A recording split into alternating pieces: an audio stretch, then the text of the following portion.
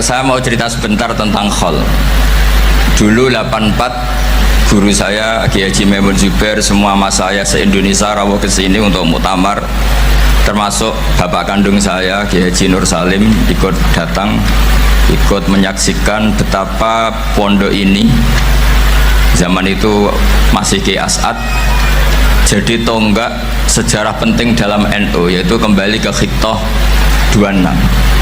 Kita tahu NU dulu itu ormas, kemudian era Gus Wahid jadi partai politik, era Gus Dur karena saran beberapa kiai, wafi muqaddimihim ada Kiai As'ad, Kiai Ahmad Siddiq dan beberapa kiai, kembali lagi ke Khittah 26, yaitu menjadi ormas, organisasi masyarakat yang menaungi, yang mengayomi, yang menganjurkan mazhab ahli sunnah wal jamaah. Tadi Gus Azaim cerita betapa pentingnya para pendiri, para muassis yang diibaratkan sebagaimana pohon.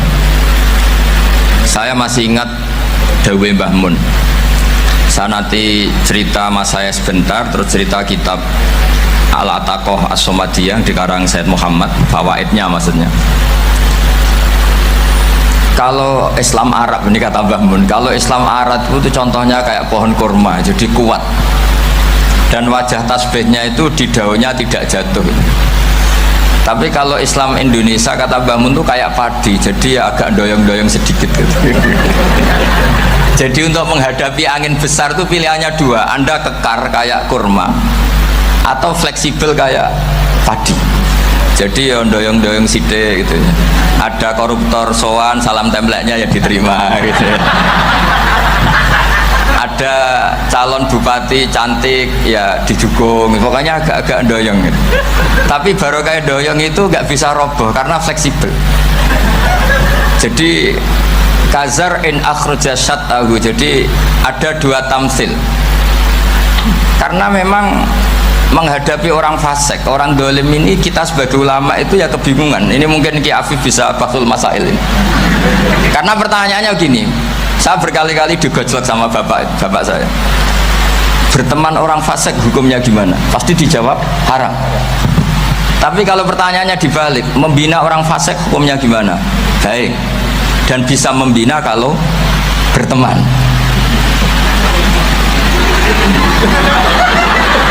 Makanya Gus Azaim pernah bikin seni ya, muktamar seni. Anggap saja madhabnya seperti itu gitu. Jadi ya agak doyong-doyong sedikit. Masa ketop berteman orang yang macam-macam, tapi itu fleksibel. Nyatanya tetap soleh sampai sekarang gitu. Itu berarti itu ya gitu kata Mbah itu. Jadi untuk menahan angin yang besar pilihannya hanya dua, Anda kokoh kayak pohon kurma atau fleksibel kayak padi. Nah, Islam Indonesia kata Mbah Mun itu pari wae katanya, padi. Jadi ungkapan-ungkapan para mas saya ini penting karena khazanah yang saya baca. Saya berkali-kali cerita ini dalam kitab Khilyatul Auliya. Itu Abu Nu'aim Al-Asfihani cerita tentang riwayat Sufyan bin Uyainah, ini gurunya Imam Syafi'i. Itu setiap kali Nabi Isa dan Yahya, ini dua nabi yang sekurun, sama-sama masih muda. Nabi Yahya itu senengannya dolan ke orang-orang soleh, menyambangi orang-orang soleh. Tentu itu bagus. Tapi kalau Nabi Isa ini suka menyambangi orang-orang yang fasik, orang-orang yang nggak jelas. Ketika dua beliau ini ketemu, tentu yang perlu jawaban Nabi Isa karena kontroversi, berteman sama orang-orang yang nggak jelas. Kata beliau, innama ana tabibun udawil mardo. Seorang kiai, seorang nabi, orang yang baik itu ibarat dokter. Di mana-mana dokter tuh ngobati orang yang apa? Sakit. Kalau Anda dokter dan peneliti satu penyakit, pasti cari daerah yang banyak pandeminya. Masa neliti pandemi di orang-orang yang apa? Sehat. Jadi ini juga perlu dibahsul masailkan karena tadi dibolak-balik itu. Bina orang berteman orang fasik hukumnya haram karena wa in kana dasarin fajanibhu suratan. Tapi kalau bina orang fasik hukumnya baik, bisa bina kalau berteman. Jadi fikih itu ya karek diwolak-walik. Makanya sholat juga gitu, sholat yang tumak nina yang lama itu ya bagus. Masa jagongan mbek pangeran nggak asik, jagongan sama teman aja asik, masa jagongan sama pangeran tidak apa asik. Tapi kalau Ibnu Abbas sholat tuh cepet. Ketika ditanya kenapa kalau anda sholat cepet, setan baru tata-tata mau goda saya sudah selesai kata. Karena setan itu ya jaga jaim tuh, jaga image. Jadi kalau mau goda orang itu ya surinan dulu, macak-macak dulu. Ternyata mau ke situ sholatnya sudah selesai. Lah kebetulan mazhab saya itu yang kedua itu gitu. Jadi kalau Gus Azaim itu sholat lama sekali. Itu ada mazhab tandingan, yaitu mazhab saya. Itu karena ini sepuh saya, meskipun top beliau tapi sepuh saya. Saya sudah 50, beliau baru 40. Ini berarti baru memulai kiai. Kalau pakai umur nubuah ini baru memulai. Jadi mazhab itu penting. Jadi pembanding itu harus diutarakan. Sehingga dalam fikih manapun itu sebuah mazhab itu harus diuji itu lewat pembanding.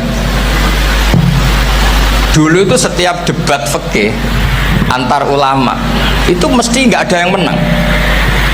Misalnya saya kiai kelihatan miskin itu ya baik supaya santri-santri yang miskin itu punya teman gitu.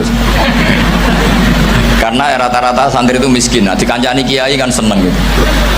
Tapi problemnya kiai yang miskin itu ya nggak bisa nolong santri karena dia sendiri apa miskin. Makanya dulu Imam Syafi'i itu pengagum orang miskin. Setelah ngaji Imam Malik tanya, ya Imam Malik, orang yang sealim jenengan itu siapa? Jawabnya Imam Malik lucu. Dulu Abu Hanifah, sekarang orangnya sudah meninggal ya. Ilmunya dititipkan atau diwaris oleh Muhammad bin Hasan Asy-Syaibani. Akhirnya Imam Syafi'i dibiayai Imam Malik ke Irak. Imam Syafi'i miskin, bisanya ke sana dibiayai Imam Malik. Itu seperti Abu Ya Said Muhammad masyhur, ini murid beliau. Kalau ada santri boyong kan mesti apa? Disangoni. Ketika datang ke Irak, Muhammad bin Hasan Asy-Syaibani itu nata uang, nata emas itu di ruang tamu. Jadi ngitung uang itu di ruang tamu. Miliatan. Ini kaget, ini kiai kok kedonyan kata Imam Syafi'i gitu. Tapi apa kata Muhammad bin Hasan Asy-Syaibani? Anda kagum ini, Anda kaget ini. Kalau kamu menyoal orang soleh kaya, ini tak kasihkan orang-orang fasik. Biar dipakai judi, dipakai selingkuh, dipakai maksiat. Jangan-jangan. Harta ini harus tetap di orang soleh. Kalau ke orang fasik, bahaya. Berarti kiai boleh kaya, boleh. Semenjak itu ada gerakan kiai kudu sugih. Ya ada yang kesampaian, ada yang enggak gitu aja. Tapi karena kalau pakai logika fikih, harta itu fitnah. Oke, seakan-akan harta itu masalah. Tapi kalau ini dikuasai orang dolim, maka masalah besar. Jika orang-orang soleh ini harus juga menguasai harta. Nah, terus lama-lama dikiaskan kekuasaan. Kalau yang kuasain orang fasik, orang tidak sholat, ribet. Akhirnya kiai terus dukung, ya akhirnya ikut politik tadi. Nak menawa bupatinya kena diatur gitu. Diatur kon sholat, orang ngasih proposal, maksudnya diatur yang sholat maksudnya. Ini cerita-cerita apa logika fikih. Makanya saya sering ngaji kitab-kitab itu, diantara yang saya suka adalah ada dialog besar yang terjadi di antara orang-orang pilihan, termasuk bahkan di antara para nabi dan Tuhan. Jadi unik, Allah sendiri kadang mengajari kecerdasan para nabi itu ya lewat dialog. Masyhur itu, Nabi Ibrahim itu punya ruang khusus untuk sholat dan tidak boleh siapapun masuk situ. Tahu-tahu ada yang sudah di situ. Beliau membuka, kaget. Siapa memberi izin ke kamu yang punya rumah ini? Saya yang punya rumah dan saya tidak memberi izin kamu. Yang memberi izin saya itu yang punya saya, kamu dan rumah ini. Yaitu Allah Ta'ala katanya. Wah, berarti kamu malaikat dong? Iya, saya malaikat Israel. Disuruh nyabut nyawa kamu kan? Ya agak sopan karena nggak pernah mondok di Salafiyah ke situ. Malaikat Israel itu akhirnya Nabi Ibrahim bilang, wah itu keliru, Anda pasti keliru. Hal ra'aita habiban yumitu habibah, hal ra'aita khalilan yumitu khalilah. saya ini Khalilur Rahman, saya ini kekasih Allah, masa ada kekasih bunuh yang dikasih? Itu Israel akhirnya ngaji, masuk akal juga. Ternyata perintah ini mungkin hoax ya, pokoknya dia terus mikir akhirnya. Iya ya, masa ini kekasih Allah kemudian oleh Allah dibunuh, dimatikan. Terbanglah Israel, matur lagi, ya Allah, kata Ibrahim, hal ra'aita khalilan yumitu khalilah. Masa kekasih bunuh yang dia apa? Kasih. Kayaknya masuk akal Gusti. Mulai ngaji lah kira-kira gitu malaikat Israel. Akhirnya oleh Allah dijawab, ya sudah begini, kamu datang ke Ibrahim bilang, hal ra'aita habiban yakrahu ayyalqa habibah. Masa kekasih tidak siap ketemu yang dikasih? Nah, jadi akhirnya Nabi Ibrahim, Israel datang lagi. Logikanya sekarang nggak gitu, begini katanya, diajarin. Hal ra'aita habiban yakrahu ayyalqa habibah.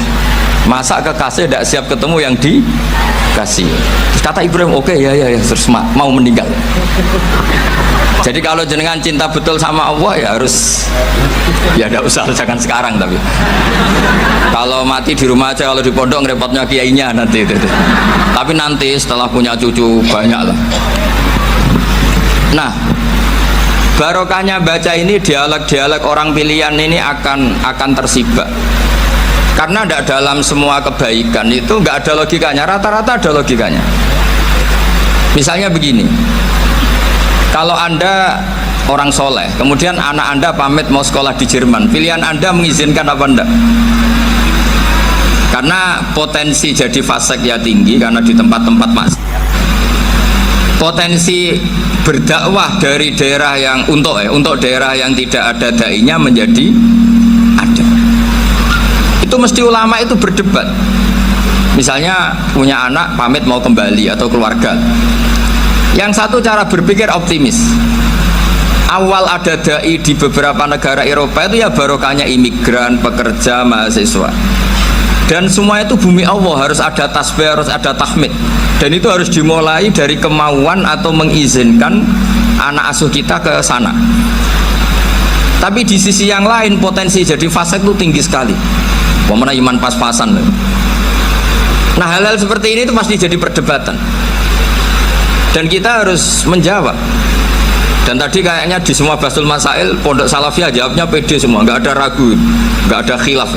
Baguslah kalau pede. Meskipun nanti mungkin ada ulama lain yang cara berpikir apa? Berbeda. Sehingga ini saya cerita ya. Sehingga di kitab-kitab fikih, misalnya saya kok hidup di Bali sudah punya komunitas ngaji, itu kok saya pindah ke Sukorejo sini, banyak ulama yang mengatakan haram karena membiarkan bumi Allah yang sudah pernah ada orang yang sujud kemudian ditinggalkan kosong dan kemudian dikuasai orang yang tidak sujud, jadi dianggap itu pembiaran. Jadi banyak di kitab Qalyubi, sarahnya Mahalli, jika ada seorang muslim yang hidup di negara orang kafir, dia nyaman, tidak dapat teror, itu nggak boleh lagi pindah ke negara Islam yang sehat.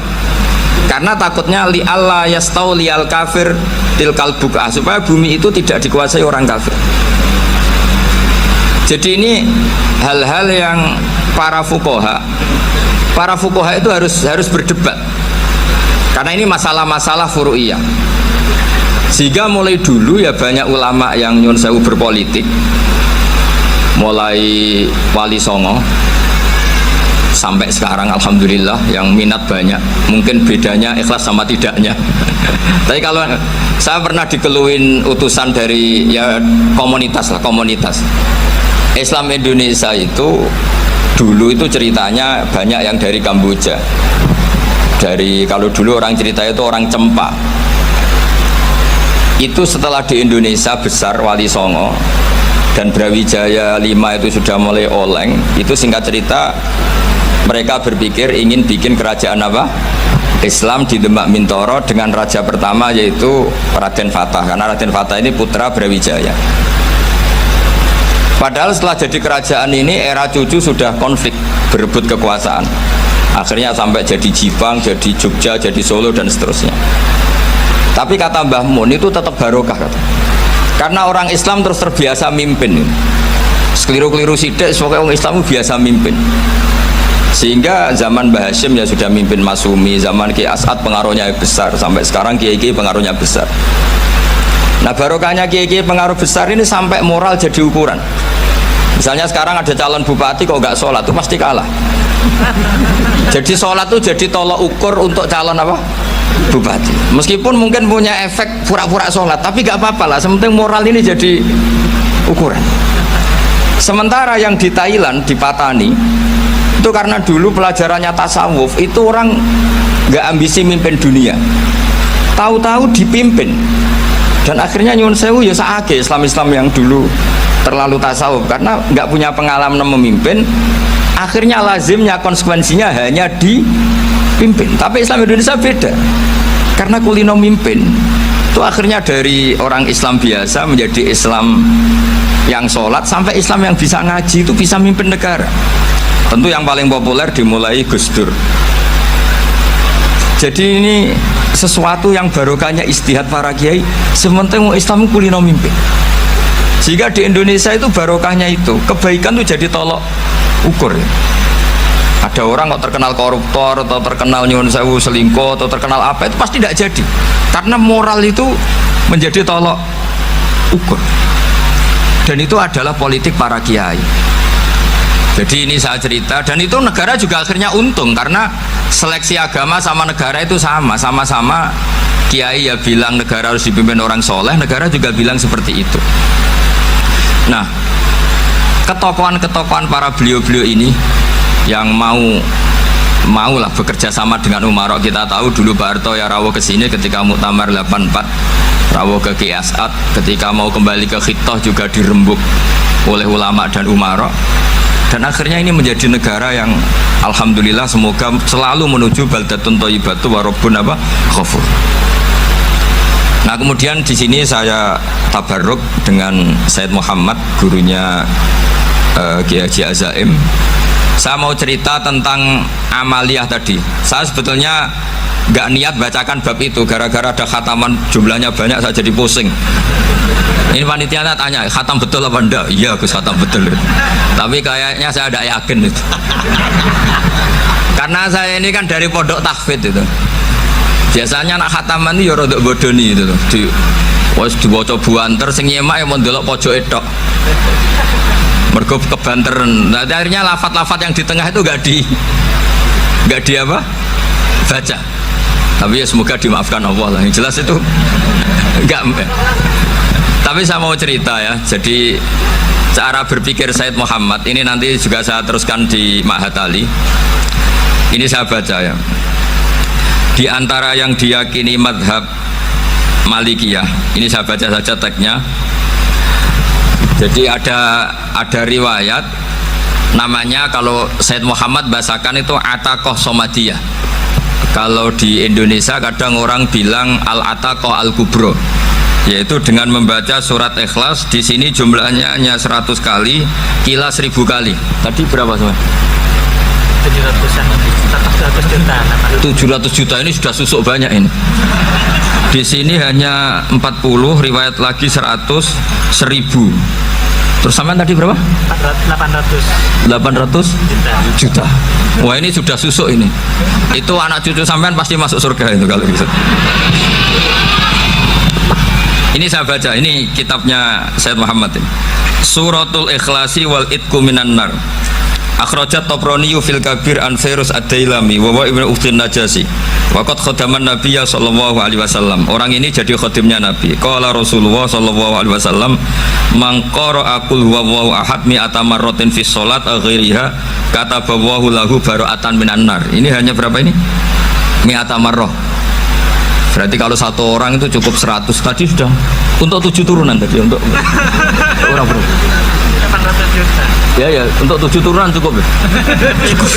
Untuk 7 turunan ya, sudah susuk ini, sudah susuk ini. Aduh, ribet ini. Nah ini tak cari pembenarannya, ini supaya keren. Ini di halaman 188 Abwabul Farad. Warwa Ibrahim bin Muhammad Al-Khiyari fi fawaitihi an Khudzaifa marfu'an, man qara'a qul huwallahu ahad alfa marratin faqad ishtara nafsahu minallah. Berarti 100, ada riwayat lagi 1000. Nanti tak carikan lagi yang berapa? 1 miliar mungkin. Jangan banyak-banyak. Nah ini saya baca ya. Wa hadzal adatu huwa al ma'rufu bi ataqatis somadiyah. Wa qad nassa jama'atun mutaakhiril malikiyah ala istihbabi ataqatis somadiyah wa haddu ala qiraatiha wa istimaliha. Minhum Asy-Syaikh Abdus Salam Al Asmar saat terus ini. Jadi kullu haula'i istahabbu ataqatas somadiyah ma'atirafi ba'dihim kal misnawi bi syiddati fi hadisiha. I'timadan ala anna hadza minal fadha'il allati yutasahalu fiha. Faman sa'a yasta'milaha roja'a khusula ma fiha fala ba'sa bidzalik ala syarti alla ya'taqida thubuta dzalika anin nabi sallallahu alaihi wasallam hatta la yaqa fil kitsbi alaihi. Jadi intinya itu silahkan Anda bikin jumlah sesuai versi Anda. Yang penting Anda jangan kampanye kalau itu perintah Kanjeng Nabi Muhammad sallallahu alaihi wasallam. Karena kalau kamu atasnamakan Nabi kemudian jumlahnya sampai 800 berapa? 800 juta, berarti Nabi mengajarkan masyaqqah pada umatnya. Jadi cukup yang riwayat itu di sini hanya 100 sama 1000. Jadi kalau jumlah tadi untuk 7 apa? Turunan. Jadi kamu harus ditutup dengan doa, ya Allah, semua itu bukan untuk saya tapi untuk 7 turunan. Tolong catat ya Allah. Karena jadi artinya gini loh ya, orang Indonesia yang sering mempraktekkan ataqah somadiyah itu bukan tanpa dalil. Ternyata dalam madzhab Maliki, saya masih ingat ketika mbah saya kandung, bapaknya bapak, asmane Mbah Nur Syam, itu wasiatnya minta dibacakan 4.000. Yang baca pas itu ya bapak sama anak-anaknya. Dan kemudian alhamdulillah zaman akhir itu mulai agak ngawur. Kalau ada acara itu wong liya kon maca anake mlebu metu gak melok maca. Itu keliru, saya jamin itu keliru. Saya sering kalau mimpin di rumah, kalau yasinan di tonggo-tonggo kok anake gak maca, saya keluar. Bapakmu wong liya kok kon maca, kata saya gitu. Jadi itu menurut saya itu yang jelas. Saya sampai ngisi begini, yang ada riwayatnya itu idza mata ibnu adam min qata amaluhu illa min salasin shadaqatin jariyah au ilmin yuntafa'u bi aw waladin sholihin yatullah. Itu tidak ada di hadis au kiyayin sholihin yatullah. Yang ada itu awaladin apa? Sholihin. Jadi anaknya harus ikut, kalau tidak usah, kata saya. Akhirnya anaknya udah tinggi Gus nggih. Akhirnya tak kei jagung paling akeh, kula mendet sithik. Wong aku ora anake kok.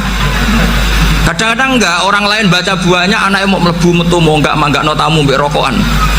Itu harus ditobatkan itu. Keliru itu. Karena nasnya bukan auqiyayin sholihin tapi awaladin sholihin. Ini bukan provokator, ini memang ya seperti itu. Nah, terus tentang tadi la ilaha illallah yang didawuhkan Gus Azaim. La ilaha illallah itu penting sekali, cuma saya mohon itu dielmoni lah. Jadi dulu kalimat ini menjadi spesial karena dielmoni, karena dimulai dari fa'lam annahu la ilaha illallah. Terusannya ayat tuh wastaghfir li dzambika walil mu'minina wal mu'minat. Saya ulang lagi ya. Terusannya ayat tuh wastaghfir li dzambika walil mu'minina wal mu'minat.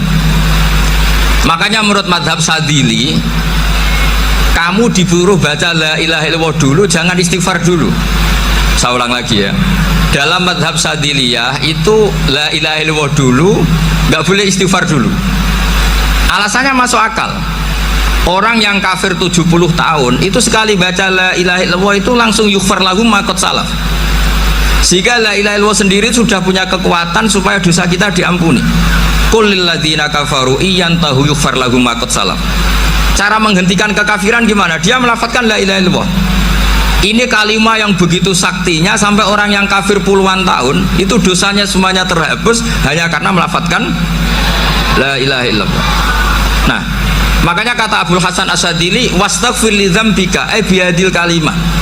Seseorang sah diistighfar itu kalau melafadzkan la ilaha illallah. Misalnya ada orang kafir mati kafir, sah nggak anak cucunya mengistighfari dia? Tidak sah karena belum melafadzkan la ilaha illallah. Makanya kata Abu Hasan Asyadili wastaghfir li dzambika ay bihadil kalimah. Sehingga lafadz ini spesial betul.